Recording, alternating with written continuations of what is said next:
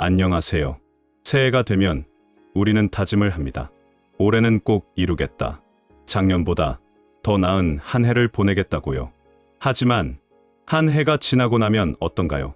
시간은 생각보다 빠르게 지나가고 어느새 또 한 살을 먹은 자신을 발견하게 됩니다. 때로는 이런 생각이 듭니다. 내 인생은 대체 어디로 가고 있는 걸까? 내가 원하던 것들은 정말 의미가 있는 걸까? 오늘은 이런 질문에 답을 주는 이야기를 들려드리려 합니다. 우리가 집착하는 것들은 과연 얼마나 실제할까요? 사랑, 부귀영화, 명예, 가족, 이 모든 것이 한순간에 사라진다면 우리에게 남는 것은 무엇일까요? 오늘 이야기는 인생무상에 관한 것입니다. 1300년 전 신라의 한 스님이 꾼 꿈, 그 꿈 속에서 그는 50년을 살았습니다. 사랑하고 고통받고 늙어가고 그리고 깨어났을 때 그는 깨달았습니다. 자, 이제 그 이야기를 들려드리겠습니다. 신라 제37대 선덕여왕 시절의 이야기입니다.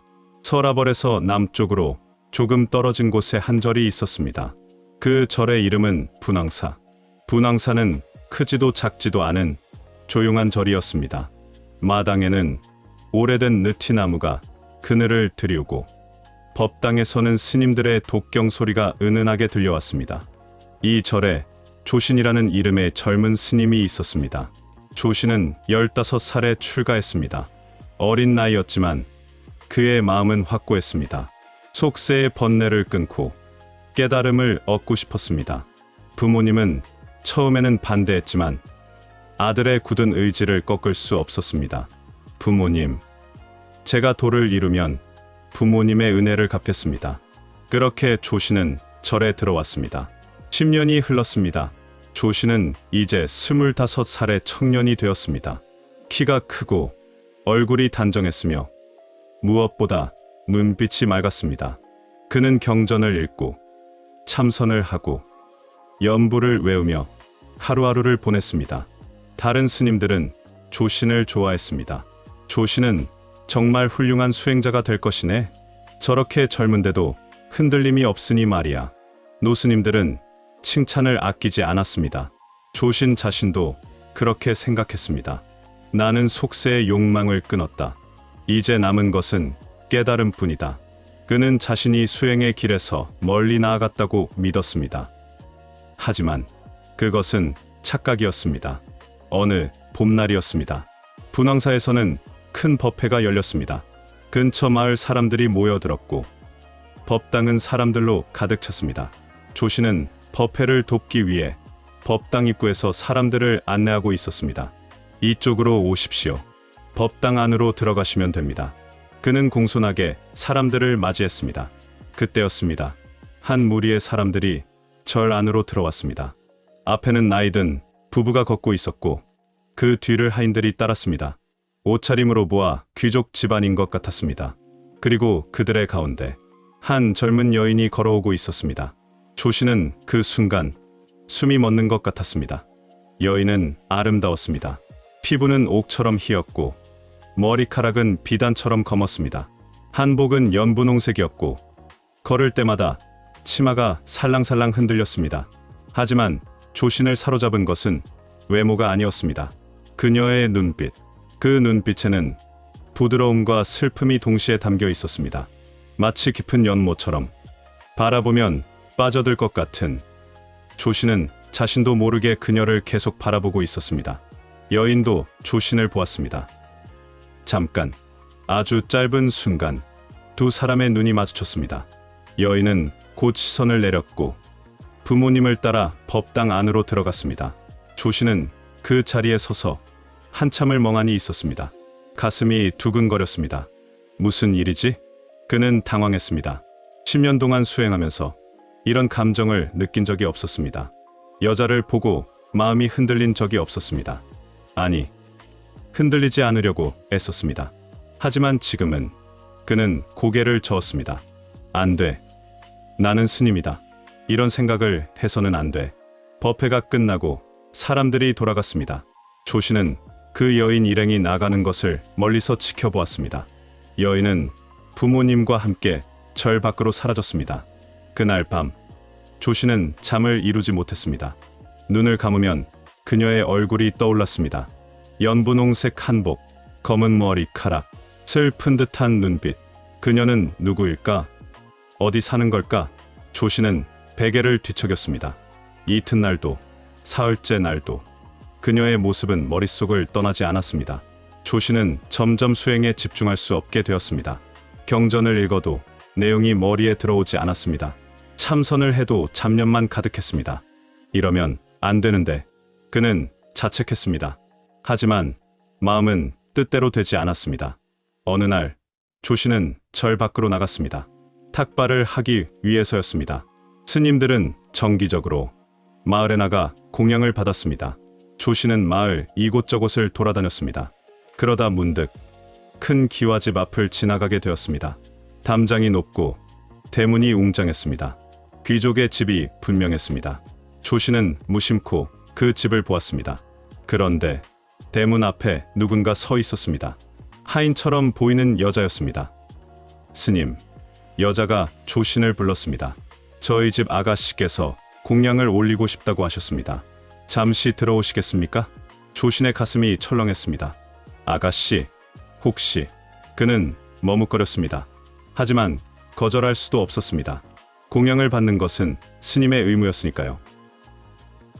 알겠습니다. 조씨는 그 집 안으로 들어갔습니다. 넓은 마당을 지나 사랑채로 안내되었습니다. 그곳에는 이미 밥상이 차려져 있었습니다. 그리고 문이 열리며 그 여인이 나타났습니다. 법회 날 보았던 그 여인. 조씨는 숨을 삼켰습니다. 여인은 공손하게 절을 했습니다. 스님, 부처님께 공양 올리듯 받아주시기 바랍니다. 목소리마저 아름다웠습니다. 조씨는 고개를 숙이고 연부를 외운 뒤 식사를 했습니다. 밥을 먹는 내내 그는 손이 떨렸습니다. 여인은 조금 떨어진 곳에 앉아 조용히 조신을 바라보고 있었습니다. 식사가 끝났습니다. 조신은 일어서려고 했습니다.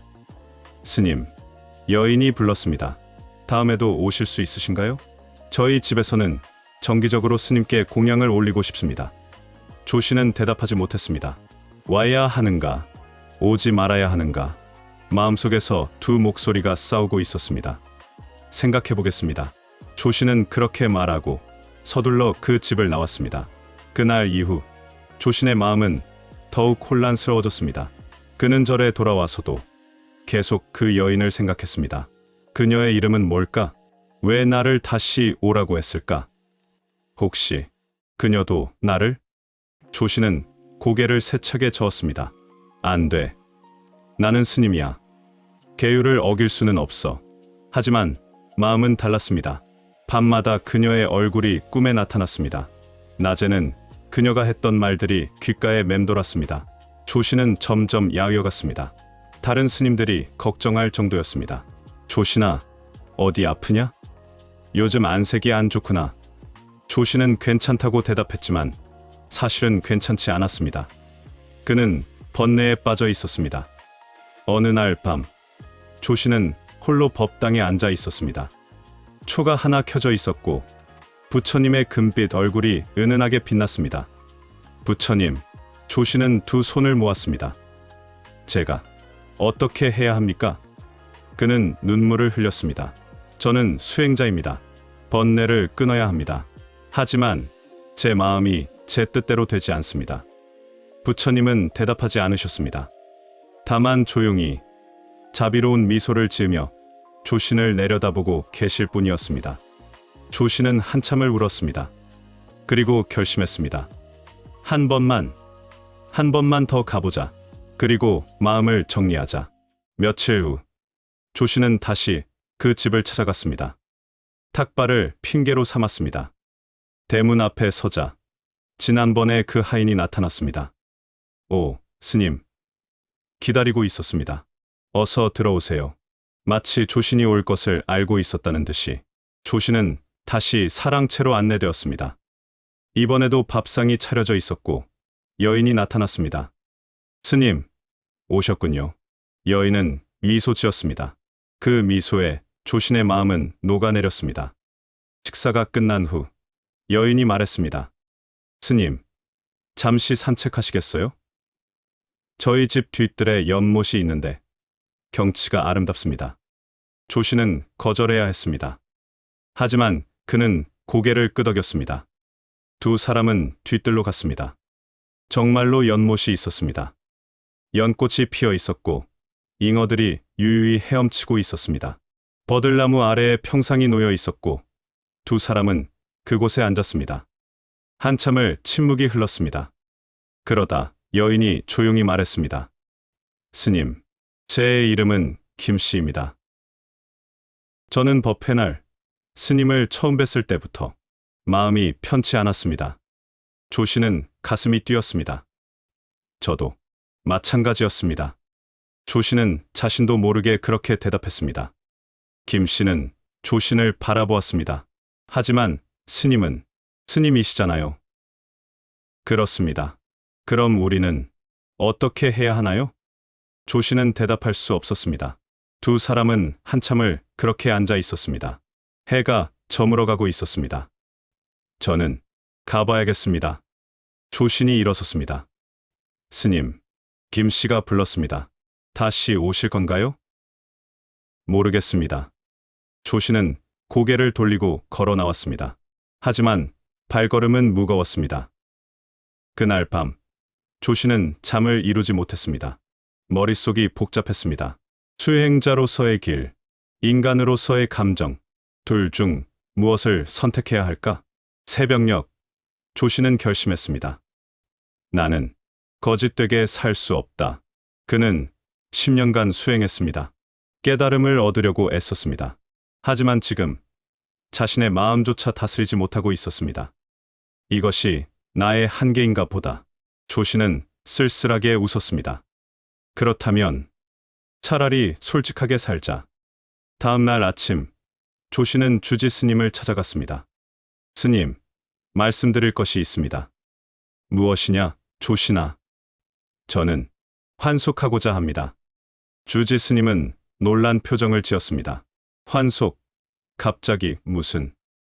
죄송합니다. 저는 더 이상 수행자의 길을 갈 자격이 없습니다. 조신은 깊이 절을 했습니다. 주지 스님은 한참을 조신을 바라보았습니다. 그것이 정말 내 뜻이냐? 네. 후회하지 않겠느냐? 모르겠습니다. 하지만 지금은 이것이 옳다고 생각합니다. 주지 스님은 길게 한숨을 쉬었습니다. 알겠다. 내 뜻을 꺾을 수는 없구나. 가거라. 감사합니다, 스님. 조신은 마지막 절을 올리고 방으로 돌아갔습니다. 그는 가사를 벗었습니다. 10년간 입었던 옷, 이제는 벗어야 할 옷. 조신은 평상복으로 갈아입고 절을 나섰습니다. 뒤돌아보니 분황사가 보였습니다. 그는 마지막으로 그곳을 향해 합장했습니다. 그리고 돌아서서 걸었습니다. 김씨의 집으로. 김씨의 집 대문을 두드렸습니다. 하인이 나왔습니다. 누구? 아, 스님. 아니, 스님이 아니시네요. 어떻게? 김씨, 아가씨를 만나러 왔습니다.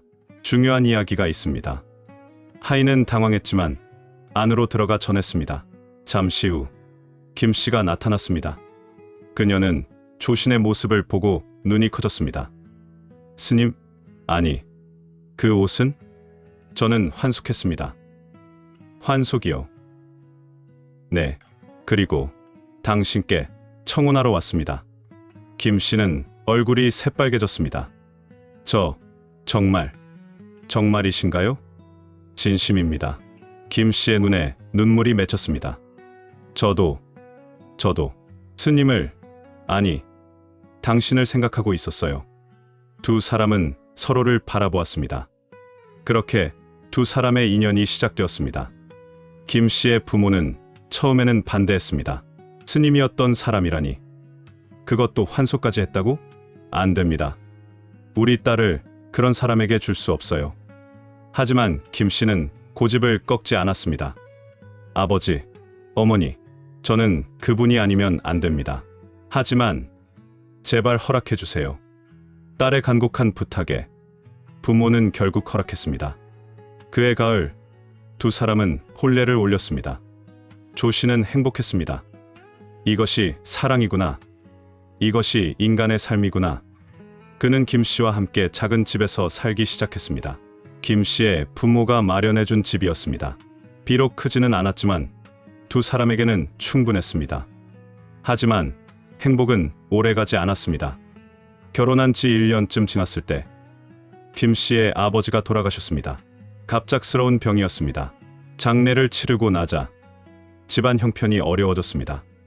알고 보니 김 씨의 아버지는 빚이 많았습니다. 재산은 빚을 갚는데 모두 써야 했습니다. 김 씨의 어머니도 충격으로 병을 얻었고 얼마 지나지 않아 세상을 떠났습니다. 조신과 김 씨는 갑자기 의지할 곳이 없어졌습니다. 여보, 걱정하지 마세요. 제가 일을 해서 우리 살림을 꾸려갈게요. 조씨는 일을 찾았습니다. 하지만 10년간 절에서만 살았던 그에게 할 수 있는 일이 많지 않았습니다. 겨우 품팔이 일을 구했습니다. 밭을 갈고 짐을 나르고 허드렛 일을 했습니다. 김 씨도 바느질을 해서 돈을 벌었습니다. 두 사람은 어렵게 살았지만 서로 사랑했기에 견딜 수 있었습니다. 그러던 어느 날 김 씨가 말했습니다. 여보, 제가 아이를 가진 것 같아요. 조 씨는 기뻤습니다. 정말입니까? 아이를? 네, 조심스럽지만 그런 것 같아요. 두 사람은 껴안았습니다.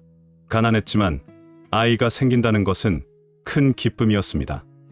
10달이 지나 아들이 태어났습니다. 조 씨는 아이를 안고 눈물을 흘렸습니다. 우리 아들, 건강하게 자라다오. 이름은 복동이라고 지었습니다. 2년 후 또 아들이 태어났습니다. 이름은 만동이. 그 2년 후 딸이 태어났습니다. 이름은 오기. 그렇게 아이들이 하나둘 늘어났습니다. 조 씨는 더 열심히 일했습니다. 하지만 아이들을 먹이고 입히기에는 늘 빠듯했습니다. 아버지, 배고파요. 조금만 기다려라. 아버지가 일을 더해서 밥을 사올게. 조 씨는 아이들에게 미안했습니다. 김 씨도 여의어갔습니다. 한때 귀족 집안의 아가씨였던 그녀는 이제 거친 손으로 빨래를 하고 밥을 짓고 아이들을 돌보았습니다.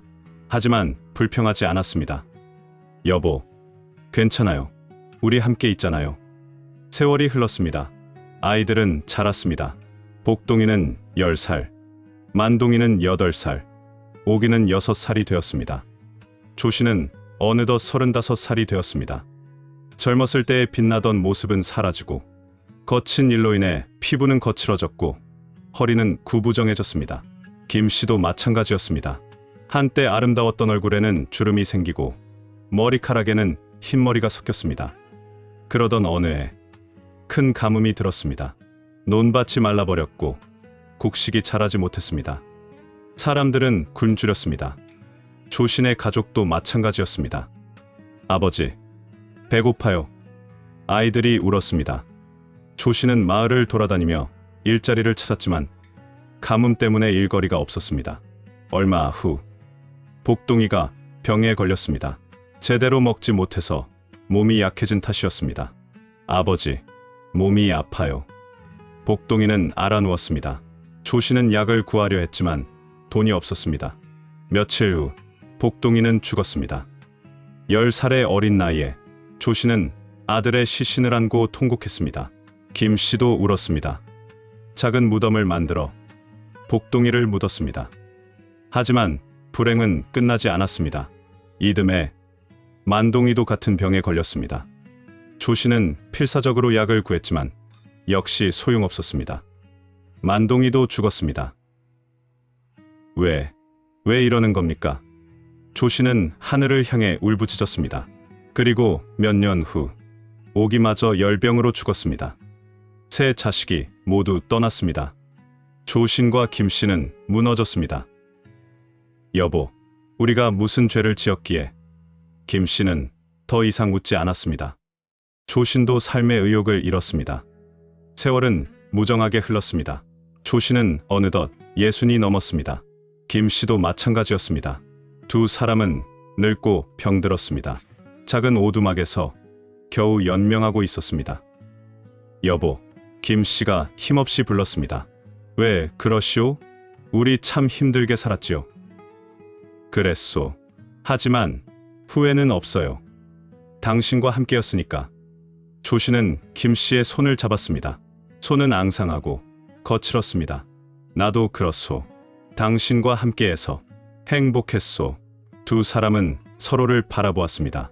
한때 아름답고 젊었던 두 사람은 이제 주름투성이의 노인이 되어 있었습니다. 어느 날 김 씨가 말했습니다. 여보, 저 이제 떠날 것 같아요. 무슨 소리를? 제 몸을 제가 알아요. 얼마 남지 않았어요. 안 돼요. 당신이 가면 나는 괜찮아요. 우리 저 세상에서 다시 만나요. 며칠 후 김 씨는 조 씨의 품에서 눈을 감았습니다. 조용히, 편안하게. 조 씨는 울었습니다. 오랫동안 목이 쉬도록 울었습니다. 김 씨를 묻었습니다. 새 자식 곁에. 조 씨는 혼자 남았습니다. 조 씨는 더 이상 살 이유를 찾을 수 없었습니다. 하루하루가 고통이었습니다. 먹지도 않고 자지도 않았습니다. 다만 무덤 앞에 앉아서 멍하니 하늘을 바라볼 뿐이었습니다. 내 인생은 무엇이었나? 조 씨는 생각했습니다. 나는 스님이었다. 깨달음을 얻으려 했다. 하지만 사랑에 빠졌고 환속했다. 결혼했고 아이를 낳았고 가난하게 살았다. 그리고 모든 것을 잃었다. 이것이 내가 선택한 삶이었나? 조 씨는 자신의 선택을 후회했습니다. 만약 그때 절에 남아 있었다면, 만약 그녀를 만나지 않았다면. 하지만 이미 늦었습니다. 모든 것은 끝났습니다. 어느 추운 겨울밤이었습니다. 조 씨는 오두막에 누워 있었습니다. 몸은 차갑고 숨은 가빠졌습니다. 아, 나도 이제 가는구나. 그는 눈을 감았습니다. 김 씨의 얼굴이 떠올랐습니다. 아이들의 얼굴이 떠올랐습니다. 이제 만날 수 있겠구나. 조 씨는 마지막 숨을 내쉬었습니다. 그리고 조 씨는 눈을 떴습니다. 어디선가 종소리가 들렸습니다. 응. 이 소리는 그는 몸을 일으켰습니다. 그런데 이상했습니다. 몸이 가볍습니다. 아까까지만 해도 늙고 병든 몸이었는데 지금은 젊은 사람처럼 가볍습니다. 조 씨는 자신의 손을 보았습니다. 주름이 없습니다. 깨끗하고 젊은 손입니다. 이게 무슨? 주위를 둘러보았습니다. 오두막이 아닙니다. 절입니다. 분황사입니다. 조 씨는 자신의 방에 누워 있다는 것을 깨달았습니다. 창문으로 아침 햇살이 들어오고 있었습니다. 꿈. 조 씨는 중얼거렸습니다. 꿈이었단 말인가? 그는 비틀거리며 일어나 밖으로 나갔습니다. 마당에는 다른 스님들이 아침 예불을 준비하고 있었습니다. 조 씨나 일어났구나. 어젯밤에 일찍 잤더니 개운하냐? 한 스님이 말했습니다. 어젯밤? 그래. 법회가 끝나고 피곤하다며 일찍 들어가지 않았느냐? 법회? 조 씨의 머릿속이 혼란스러웠습니다. 법회. 그렇다. 어제 법회가 있었다. 그리고 그 법회에서 그녀를 만났다. 김 씨를. 그리고 그날 밤 잠이 들었고 꿈을 꾸었다. 50년의 꿈을. 결혼하고 아이를 낳고 가난하게 살고 아이들을 잃고 아내를 잃고 죽는 꿈을. 그것이 전부 꿈이었단 말인가? 조 씨는 주저앉았습니다. 너무나 생생했습니다. 50년을 살았습니다. 기쁨도 슬픔도 고통도 모두 진짜였습니다. 하지만 그것은 단 하룻밤의 꿈이었습니다. 조 씨는 울었습니다. 기쁨의 눈물인지 슬픔의 눈물인지 알 수 없었습니다. 조 씨는 며칠 동안 멍하니 지냈습니다. 그 꿈이 머릿속을 떠나지 않았습니다. 그것은 꿈이었지만 동시에 진짜였다. 내가 느낀 사랑, 고통, 절망 모두 진짜였다. 그렇다면 지금 이것은, 지금 내가 살고 있는 이 삶은? 조 씨는 생각에 잠겼습니다. 어느 날 그는 다시 법당에 들어가 부처님 앞에 앉았습니다. 부처님. 조 씨는 합장했습니다. 이제야 알 것 같습니다. 부처님은 여전히 자비로운 미소를 짓고 계셨습니다. 인생은 꿈과 같은 것이군요. 우리가 집착하는 모든 것들, 사랑, 미움, 부귀영화, 가난, 모두 허망한 것들, 생겨났다가 사라지는 물거품 같은 것들. 저는 그 꿈속에서 50년을 살았습니다. 사랑했고, 고통받았고, 절망했습니다. 하지만 깨어나니 그 모든 것이 사라졌습니다. 이것이 부처님께서 말씀하신 무상이군요. 조씨는 눈물을 흘렸습니다. 하지만 이번에는 다른 눈물이었습니다. 깨달음의 눈물이었습니다. 감사합니다, 부처님. 조씨는 깊이 절을 올렸습니다. 그날 이후 조씨는 변했습니다. 더 이상 번뇌에 흔들리지 않았습니다. 김씨 집 앞을 지나가도 마음이 동요하지 않았습니다. 그녀도 나도 모두 꿈속의 존재일 뿐이다. 진짜인 것은 깨어있는 이 마음뿐이다. 조씨는 수행에 정진했습니다. 그리고 훗날 큰 깨달음을 얻었다고 합니다. 조신의 50년 인생은 단 하룻밤의 꿈이었습니다. 하지만 그 꿈은 거짓이 아니었습니다. 그 꿈 속의 사랑도 고통도 모두 진짜였습니다. 왜냐하면 그것은 조신의 마음이 만들어낸 것이었기 때문입니다. 불교에서는 이것을 일체유심조라고 합니다. 모든 것은 마음이 만들어낸다는 뜻입니다. 우리가 살고 있는 이 세상도 마찬가지입니다. 행복하다고 느끼면 행복한 세상이 되고, 불행하다고 느끼면 불행한 세상이 됩니다.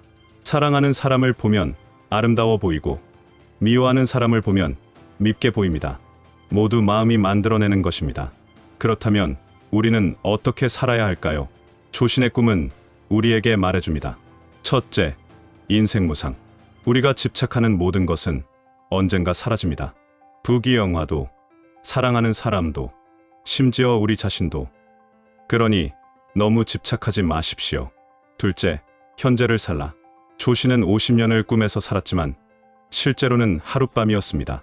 과거를 후회하거나 미래를 걱정하는 것은 의미가 없습니다. 중요한 것은 지금, 이 순간입니다. 셋째, 마음을 다스려라. 모든 것은 마음에서 시작됩니다.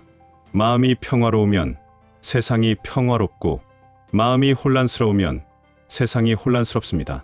그러니 무엇보다 자신의 마음을 돌보십시오. 조신은 꿈에서 깨어났습니다. 그리고 진짜 깨달음을 얻었습니다. 우리도 언젠가는 이 삶의 꿈에서 깨어날 것입니다. 그때 우리는 무엇을 깨달을까요? 부디 후회 없는 꿈을 꾸시기 바랍니다. 이상으로 삼국유사에 전해지는 조신의 꿈 이야기를 마칩니다. 오늘 이야기가 마음에 드셨다면 구독과 좋아요로 응원해주세요. 여러분의 인생은 어떤 꿈인가요? 댓글로 생각을 나눠주시면 감사하겠습니다. 새해 복 많이 받으시고 모두 평안하시길 바랍니다.